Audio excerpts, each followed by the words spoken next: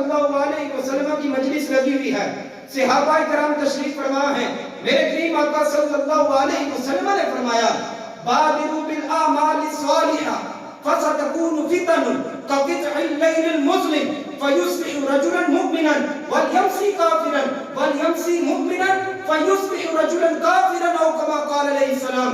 نبی پاک صاحب اولاد صلی اللہ علیہ وسلم نے فرمایا میرے صحابہ ان قریب فتنے سر اٹھائیں گے اندھیری رات کی طرح، ان قریب فتنے سر اٹھائیں گے اندھیری رات کی طرح۔ حالت یہ ہوگی جو صبح مومن ہوگا شام کو دائرہ اسلام سے خارج ہو جائے گا، جو شام میں مومن ہوگا صبح دائرہ اسلام سے خارج ہو جائے گا، زبان سے ایسا کلمہ کہے گا اس کے بیچ سے دل سے ایمان نکل جائے گا، اس کو پتہ ہی نہیں چلے گا۔ قربان جائے نا مولا کائنات کی ذات پہ، مولا کائنات صحابہ اللہ لکھا سلام ان صحابہ نو جنہاں جب بھی کوئی بات ہوئی ہے صحابہ نے فوراً رسول اللہ سے سوال پوچھا ہے۔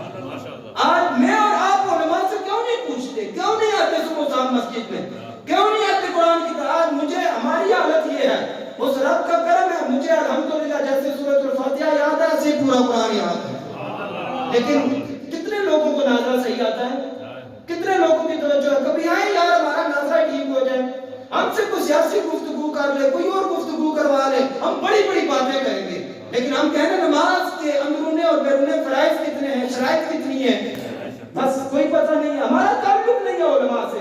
مولا کائنات رضی اللہ تعالی عنہ نے عرض کی یا رسول اللہ صلی اللہ علیہ وسلم اتنے فتنے آئیں گے، ان سے بچنے کا طریقہ کیا ہے، ان سے بچنے کا طریقہ کیا ہے؟ نبی پاک صاحب الاولاد صلی اللہ علیہ وسلم نے فرمایا اس بات کو دل کی تختی پر لکھ کے لے جاؤ۔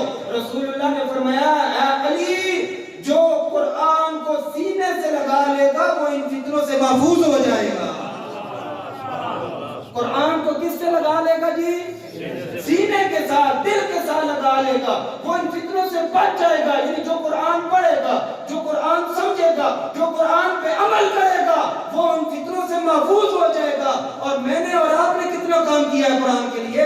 نعوذ باللہ قرآن کافروں نے جلا دیا ہے، نعوذ باللہ وہ علماء فرماتے ہیں قرآن کا نور اٹھ جاتا ہے نعوذ باللہ جب اس کی کوئی بےرحمگی کرتا ہے، لیکن قرآن جلانے کے بعد جب انہوں نے قرآن جلایا میرے اور آپ کے اندر کتنی تبدیلی آئی ہے؟ کیا میں نے اور آپ نے صحیح معنوں میں ناظرہ پڑھنا شروع کر دیا ہے؟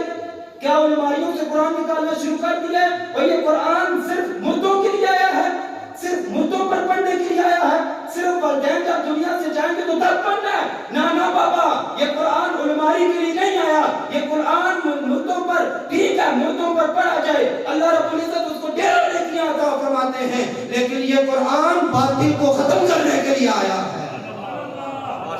ہم نے اس کو اٹھا کر علماری میں رکھ دیا ہے، ہم نے اس کے درس کو چھوڑ دیا ہے، ہم نے اس کی طرف توجہ کرنی چھوڑ دیا ہے۔ قرآن کو پڑھو، قرآن اگر نہیں آتا تو امام کے پاس آ کر پڑھو، صبح و شام آ کر پڑھو، کوشش کرو حضرات محترم قرآن پڑھنے کی۔ اور نبی پاک صاحب الاولاد صلی اللہ علیہ وسلم نے فرمایا جو دو بندوں پہ حسد کرنا بھی ثواب ہے۔ مفہوم ہے حدیث پاک کا، سرکار محترم صلی اللہ علیہ وسلم نے فرمایا ایک وہ شخص جو صبح و شام قرآن پڑھتا ہے، ہر وقت قرآن پڑھتا ہے، دیکھنے والا حسد کرے کاش کہ میں بھی صبح و شام قرآن پڑھتا، اس کا حسد کرنا بھی ثواب ہے۔ نبی علیہ السلام نے فرمایا دوسرا وہ شخص جو ان قرآن پڑھنے والوں کی مدد کرتا ہے، جو اس مدد کرنے جو معاون ہے، جو تعاون کرنے والا ہے، جو صبح و شام ان کو پیسے دیتا ہے قرآن تم پڑھو دولت میری ہوگی قرآن تم پڑھو، جو صبح و شام مدارس کے ساتھ تعاون کرنے کے چکر میں رہتا ہے، جو اس صاحب استعداد پر بھی حسد کرے، رب کے محبوب علیہ السلام نے فرمایا اس کا حسد کرنا بھی ثواب ہے۔ یعنی دو لوگوں کے بارے میں رسول اللہ نے فرمایا خوش قسمت ہیں جن جو صبح و شام قرآن پڑھتے ہیں، اور خوش قسمت ہے جن کی دولت صبح و شام قرآن پہ خرچ ہوتی ہے۔ حضرات محترم قرآن والوں سے پیار کریں، حدیث والوں سے پیار کریں، ان لوگوں کو پہچاننے کی کوشش کریں۔